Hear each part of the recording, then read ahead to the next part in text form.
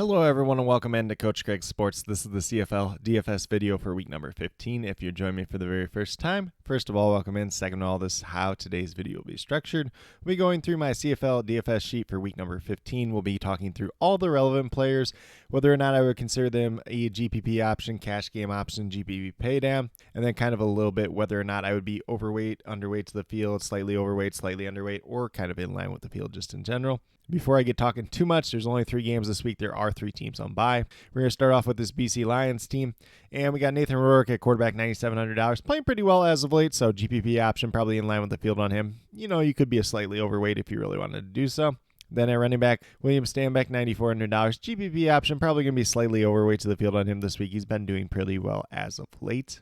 And then at fullback, David Mackey has been limited all week due to a hamstring. It's kind of been bugging him for a while now. He's technically listed as questionable, but I do expect him to play this week overall. In terms of the wide receivers, kind of pick your poison here of who you want to play. Obviously, Justin McInnis, I believe, had the big game last week. Alexander Hollins has been decent at times this year. Aiden Eberhardt's been a solid paydown option at $2,800. And then Keon Hatcher at $9,000. And Javon Katoy, you can kind of play any one of those 5 if you really want to this week overall. I know when I was looking at the transactions, though, it did have Isaiah Wooden listed as signed to the game roster. We'll see if he's on the depth chart or not. Technically, he's not on DraftKings at this point in time. But just in general, play whatever wide receiver you want. Probably going to be in line with the field ultimately on all 4 or 5 of these guys just in general. Then we move down to the Lions defense. They're $3,400. They're going against the Argonauts. We'll be slightly underweight to them. They're kind of a paydown option if you want to go that direction this week. I think there's a little bit of upside to be had there, although their defense has not played very well as of late. Moving down to the Toronto Argonauts, we got Chad Kelly at quarterback, $9,000. GPP option, probably slightly overweight to the field on him just because of how poorly this Lions defense has played as of late. But a big factor of that just could be his ownership. So we'll see what it ultimately ends up looking like. Kadeem Carey at running back, $10,500. Has not been doing too much lately. GPP option if you want to go that direction, but we'll be underweight to the field on him this week. Then in terms of the wide receivers, David Unger III is going to be my favorite GPP paydown option, cash game option if you want to go that direction. $2,800 will be overweight to the field on him. Coming off some pretty strong performances, and he's shown really good chemistry with Chad Kelly both last season and this season. If you want to get to, some DeMonte Coxey, some Devarius Daniels, who's coming back from injury, you could definitely do that. Kind of paydown options, probably in line with the field on both those. Tommy Neal did return last week, saw a handful of targets, got a touchdown, so he could be a paydown option as well. There's only 3 games on this slate overall, so feel free to mix and match any of those guys that I did mention there as you do see fit. And then for the Toronto Argonauts defense, $4,600 GPP option. Will be slightly underweight to the field on them. I just think it's a little bit too rich of a price tag overall. There is some upside from that Lions offense, so probably not getting it as much Toronto this week overall. Then we move down to the Ottawa Redblacks. Drew Brown at quarterback, $10,000. I don't love the price tag, but still a GPP option, probably going to be in line with the field on him. Does have decent upside at the end of the day, though. And then at running back, they have Khalil Laborn, who is $5,000. Paydown option will be slightly overweight to the field on him this week overall. Jamal Moore, who is also elevated last week, $4,000. He has not been able to practice on Tuesday and Wednesday due to hamstring injuries, so we could see a lot of Laborn this week overall. Then we move down to the wide receiver room, mainly looking at Justin Hardy and Dominique Rhymes. Rhymes coming off a really strong performance last week. GPP option at $6,000. Probably in line with the field on him. I wouldn't be surprised if the field was pretty overweight after that big performance last week. Justin Hardy, $11,200. GPP option probably going to be in line with the field once again on him this week. I will mention that Jalen Acklin, $5,500, was able to practice in full on Tuesday and Wednesday due to that head injury. I'm going to assume that's a concussion, so I would not be shocked if he's back this week overall. And then Khalil Pimbleton, who had a pretty strong rookie year for them so far, has been limited in practice on Tuesday and Wednesday due to his hand injury. Don't really expect him back this week, though. If you want to play like some Andre Miller, some Eli Stove, you could definitely do that as well, especially on the smaller slate just in general. And then for that Redblacks defense, $3,600 going against the Ticats this week. Paydown option will be overweight to them. Probably my favorite defense to play this week overall. Then we move down to the Tiger Cats. For quarterback, we got Bo Levi Mitchell, GPP option if he's the starter. Underweight to the field on him. We'll mention that Taylor Powell, $7,000. on that 6-game injury list, was able to practice in full on Tuesday and Wednesday due to that head injury. We'll see whether or not he's ultimately back this week or not, and then if he is, if he's the starter for this game. So not really too interested in the Tiger Cats quarterback room. There's a little bit of upside to be had there. Would be a little bit more interested if it is Taylor Powell ultimately back and being the starter this week overall. And then for their running back situation, James Butler was able to practice in full on Tuesday and Wednesday. Not really sure what's going on with his situation, but if he does ultimately end up playing, he's a GPP option, probably going to be in line with the field. If he's out once again, we're looking at Greg Bell, $8,000.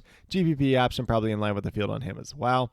And then when we move down to the wide receivers, it's kind of a good mix and match once again. We got Tim White, $10,300. Been doing really well as of late, so GPP option probably in line with the field on him. Beyond him, if you want to play Shamar Bridges, you want to play Stephen Dunbar Jr., if you want to play Brendan O'Leary-Orange, who's been all right, Keandre Smith, there is a lot of other options there. Kind of mix and match as you do see fit. I believe Luther's still on the 6-game injury list. I need to add that there. They're kind of spreading the ball around for the most part. Tim White's really stepped up in recent weeks, though. And then for that Ticats defense, $4,500 GPP option will be slightly underweight to the field on them. Just don't love this price tag for them overall, and I think the Redblacks would be the better of the two teams this week, just in general. Then we move down to the Calgary Stampeders. I literally have no idea what this quarterback situation is going to look like by the time we get to game time. Logan Bonner got the start last week, and he was terrible. He threw 5 picks, so it wasn't much better with him than with Jake Mayer. Matthew Schultz is on the 6-game injured list, was able to practice in full on Tuesday and Wednesday due to his ankle injury. Maybe he comes back and starts. At this point in time, I do not want to touch the Calgary Stampeders quarterback situation. However, at running back, we got Dedrick Mills, $5,600, a return last week, a GPP option. Probably going to be in line with the field on him, maybe slightly overweight just because it is a really attractive price tag and it's a little bit smaller slate just in general. Then we move down to the wide receivers, and it's hard to know what to do with these guys, especially given the quarterback situation. If you want to get to some Reggie Begelton, some Mark and Michelle, some Jalen Philpott, you can definitely do that kind of GPP options. Probably going to be in line with the field to slightly underweight to the field on them. If Ishmael Hyman's out once again, we'll probably get to some Cam Eccles-Looper, $2,500 as a pay down option. If Ishmael Hyman's able to go, might get to a little bit of him at $2,700 just in general. And then in terms of the Calgary Stampeders defense, $4,100 GPP option. They had a pretty strong start to the year. They've been fading a little bit as of late. We'll be slightly underweight to the field on them just in general. It's a little bit of a tougher matchup going against the Montreal Alouettes as well. And then we get down to that Montreal Alouettes team. We got Cody Fajardo at quarterback. He's $8,400. Kind of a pay down option, honestly, when you look at the price tag of all the other quarterbacks. Going to be in line with the field, maybe slightly overweight to the field on him this week just in general. And then at running back, we got Walter Fletcher, $10,700. Been pretty solid, but there is a little bit of variance with him week to week. Ultimately, it comes down to the kind of pass catching upside since they're not running the ball a ton, but we'll be slightly underweight to the field on him this week just in general. Moving now to the wide receivers, we got some news here. So Shedler Fervis and Jose Barbon were both moved back to the practice squad this week. So it looks like Julian Grant, Tyler Snead, one of these two, if not both, are going to be back this week. Both have been able to practice in full on Tuesday and Wednesday due to their respective injuries. If they play, they're kind of pay down options. Ultimately, we want to get that final designation as well as the depth chart just in general. If they don't play, we're looking at Cole Speaker, Charleston Rambo, once again, both GPP options, probably in line with the field on both. Could be a little bit of upside to be had there just in general. And then kind of beyond that, Nate Behar, who I don't believe actually played last week, although he was on the depth chart, was able to practice in full on Tuesday and Wednesday due to his hamstring injury. So kind of an interesting situation for this Montreal Alouettes team. We'll see what this wide receiver room looks like by the time we get to lock and by the time we get to the start of this game as well with that depth chart. And then last but not least, we have the Montreal Alouettes defense, $4,200 GPP option going against Calgary Stampeders. Overweight to the field on them. They are actually my favorite defense. So I talked about the Redblacks quite a bit earlier. Redblacks my favorite paydown defense. Montreal Alouettes my favorite defense overall for this week. And then as I already kind of mentioned, there's only 3 games on the slate this week. There are 3 teams on bye. So the Elks, the Rough Riders, and the Blue Bombers are the 3 teams on bye this week. So obviously we don't want to play any players from those teams. Not like we could anyways on DraftKings, but just something to note. Should be a pretty interesting 3-game slate just in general. But with that being said, that's pretty much what I do have in terms of the CFL DFS sheet for week number 15. As always, I will be continuously updating this sheet throughout the week. That will be up on my Patreon page. And then I will also have the depth charts and major news posted on the comment section of this video, as well as over on Patreon. May have a couple of additional notes over on Patreon as well. So if that's something you're interested in, definitely be sure to check it out. Very small monthly donation over there. You'll get some NFL content on the side as well. So if you're playing CFL DFS, you're probably playing NFL DFS and kind of into that as well, I would assume. But with that being said, if you are brand new to my channel, checking it out for the very first time, or have yet to subscribe, please consider doing so. Definitely would appreciate it. Helps to build the community that we're trying to build here at Coach Craig Sports, which is one that's truly for you, the viewers, helping you with your DFS. Right now, we just have NFL DFS as well as CFL DFS. If you were following me for MLB DFS for this season, kind of over at this point in time, just don't have enough time to do kind of all three on top of each other with everything going full bore with the NFL season.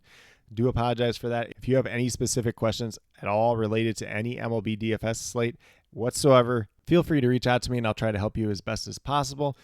But in terms of the CFL DFS videos, typically we're going to be coming out on Thursday. This week, bumped it up a day to Wednesday with the smaller slate. A couple other things going on personally for me this week overall.